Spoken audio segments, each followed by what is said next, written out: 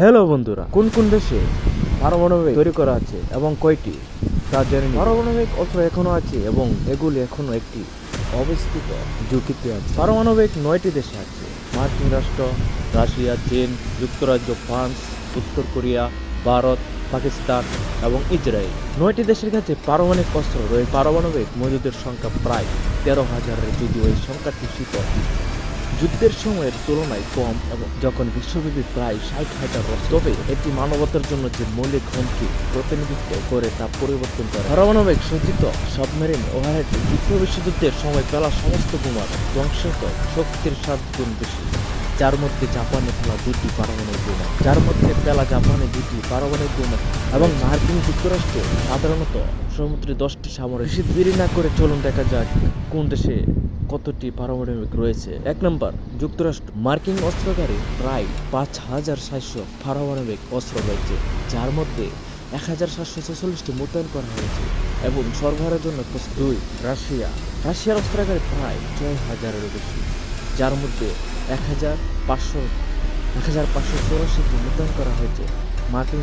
মার্কিন যুক্তরাষ্ট্রের সাথে মিলিত হয়ে এটি বিশ্বের 90%-এর বেশি পারমাণবিক। 3. চীন শীতল যুদ্ধের সময় পারমাণবিক অস্ত্র তৈরি করেছিল এবং তখন থেকে তুলনামূলকভাবে সীমিত অস্ত্রাগারে বজায় রেখেছে। তবে উত্তর পশ্চিম চীনের 3টি স্থানে 3টি আন্তঃমহাদেশীয় ব্যালিস্টিক ক্ষেপণাস্ত্র সাইলো ফেল্ড নির্মাণের মাধ্যমে তার পারমাণবিক কাহিনীর 3টি স্তর, যা তার পারমাণবিক স্তর নামে পরিচিত। যুক্তরাজ্য। ইউনাইটেড কিংডম অনুমানিক 120টি অপারেশনালভাবে উপলব্ধ পারমাণবিক অস্ত্র রয়েছে। ফ্রান্সের কাছে প্রায় 290টি পারমাণবিক অস্ত্র রয়েছে, এর বেশিরভাগই সাবমেরিনের উপর ভিত্তি করে। উত্তর কোরিয়ার কাছে 45 থেকে 55টি পারমাণবিক বিধ্বস্ত রাখার জন্য পর্যাপ্ত পারমাণবিক উপকরণ রয়েছে এবং সম্ভবত 20 থেকে 33টি অস্ত্র সংগ্রহ করেছে। ভারতের কাছে প্রায় 160টি পারমাণবিক অস্ত্র আছে এবং তারা আরও বেশি পারমাণবিক অস্ত্র তৈরি করে। পাকিস্তান।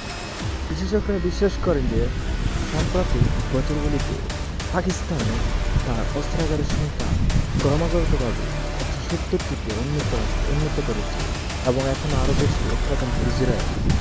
ইসরায়েল পারমাণবিক অস্ত্র রাখার কথা স্বীকার করে না, তবে এটি সাধারণ ভিত্তি হয় যে দেশটির কাছে প্রায় 100টি অস্ত্র। ভিডিওটি ভালো লাগলে সাবস্ক্রাইব করে দেবেন এবং লাইক দিয়ে দেবেন।